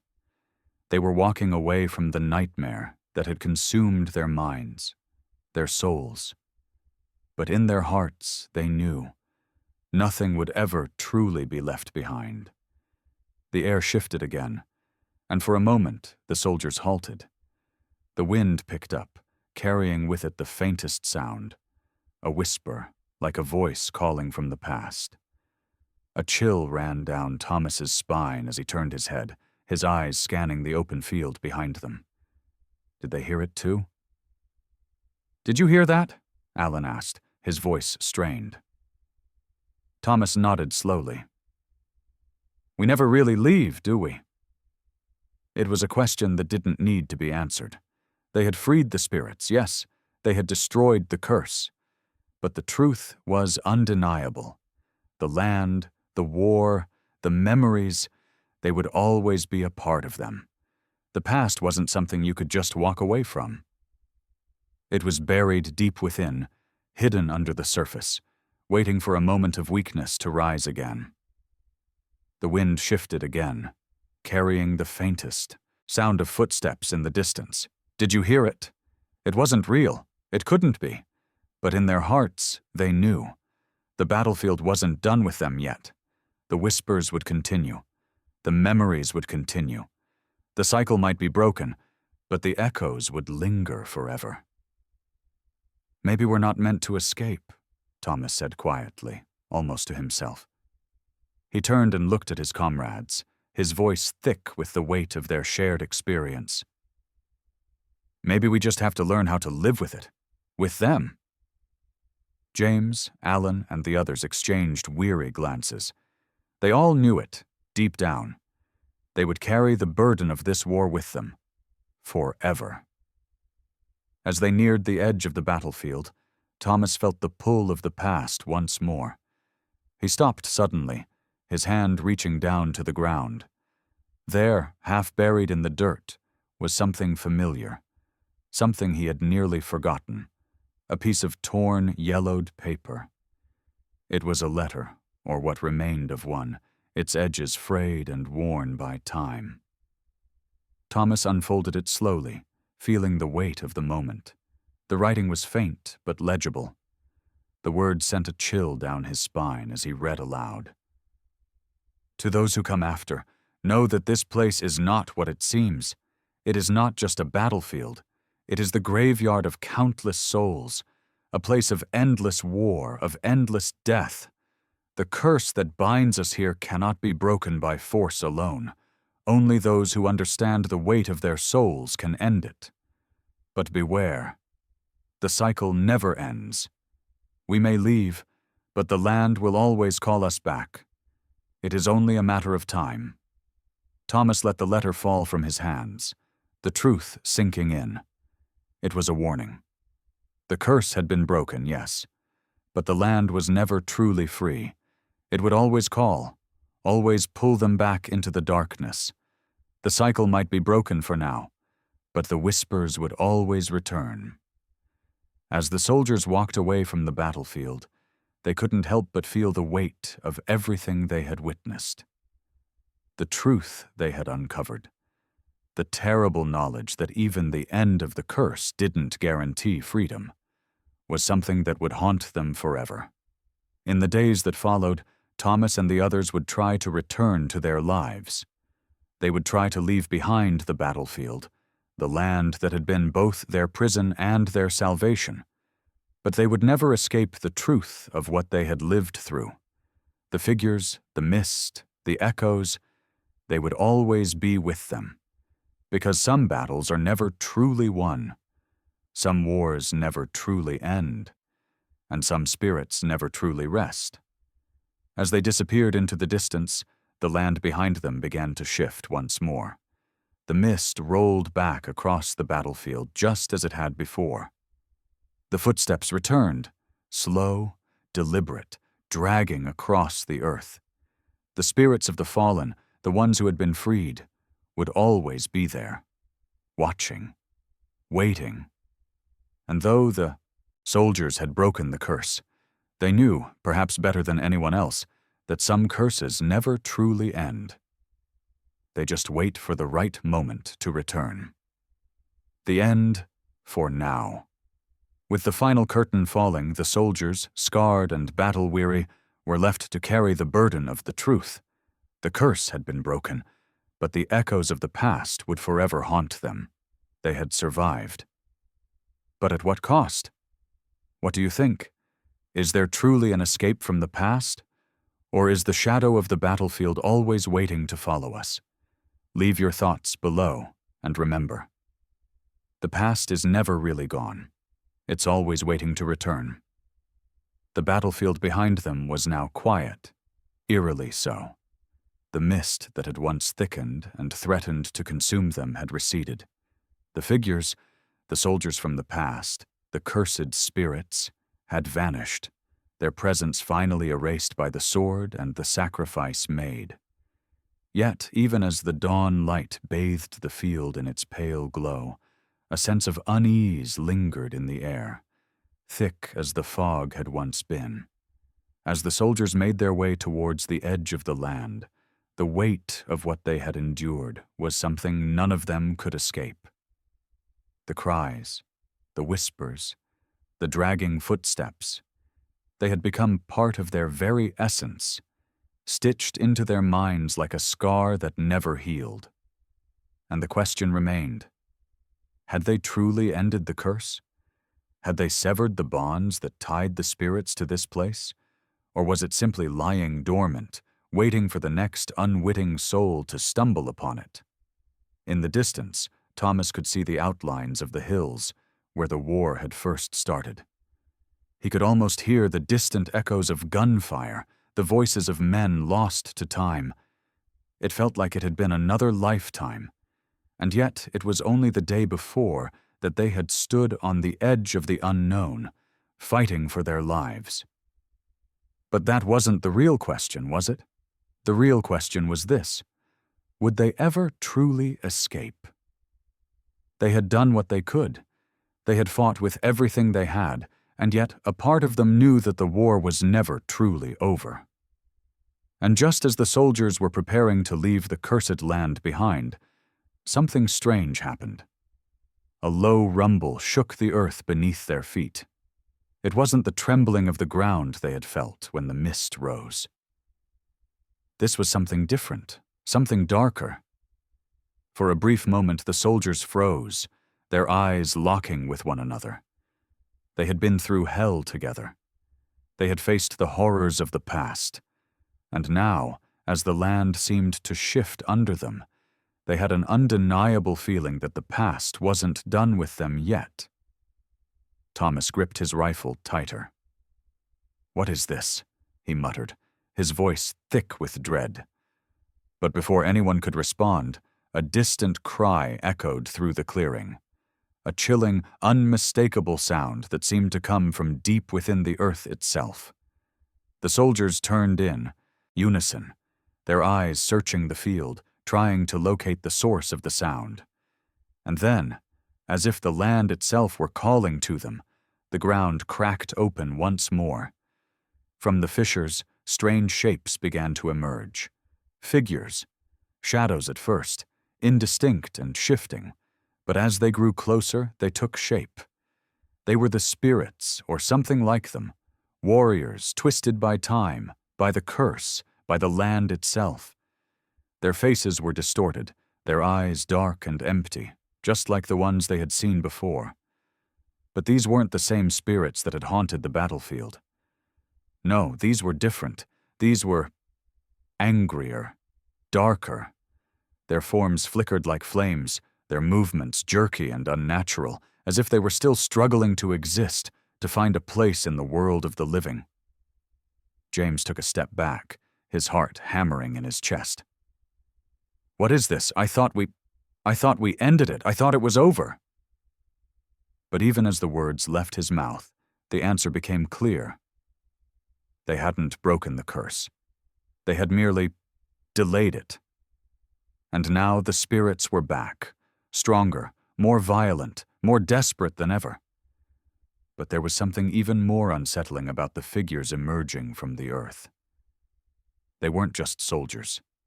They weren't just ghosts of men lost to time.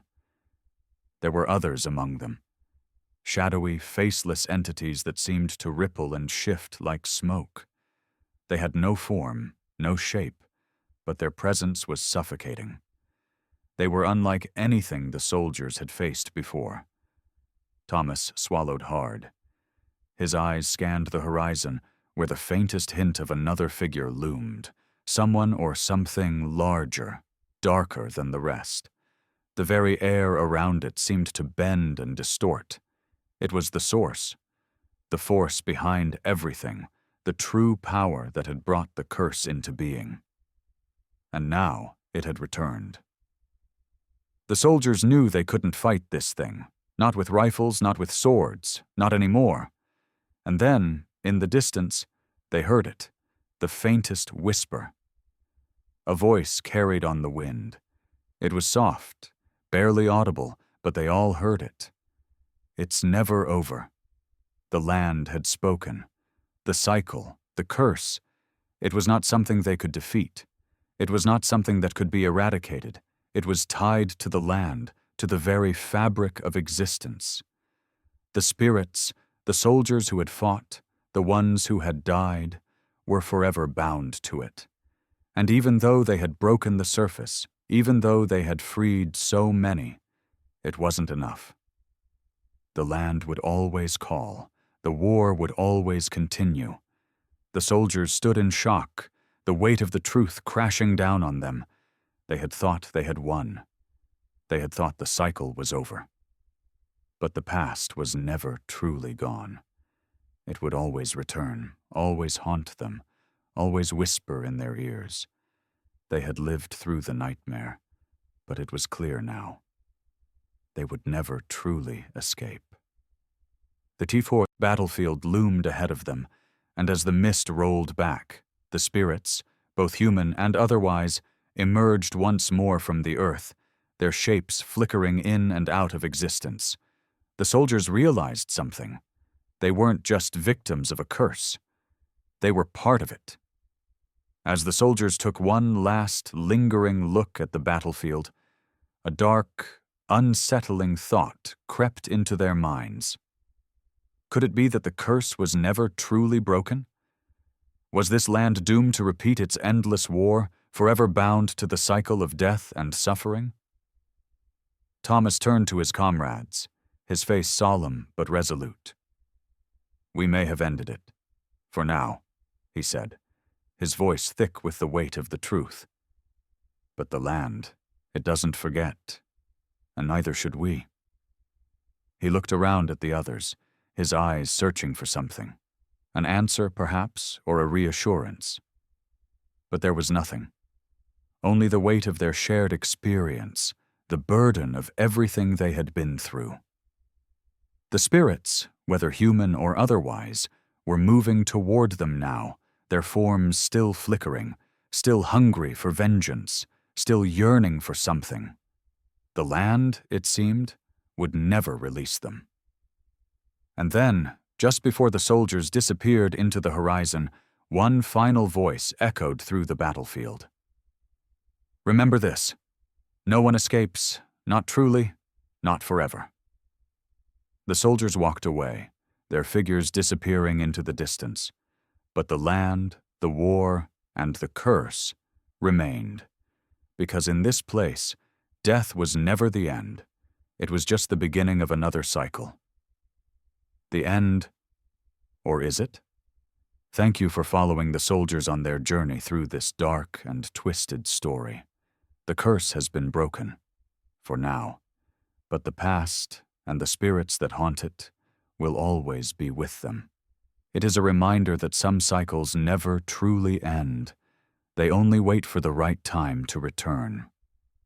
Would you dare to return to the battlefield? Would you try to escape the cycle? Or would you accept that some battles never truly end? Leave your thoughts and reflections below. What do you think is truly waiting for the soldiers in the end? Is the curse truly broken? Or will it forever be a part of them?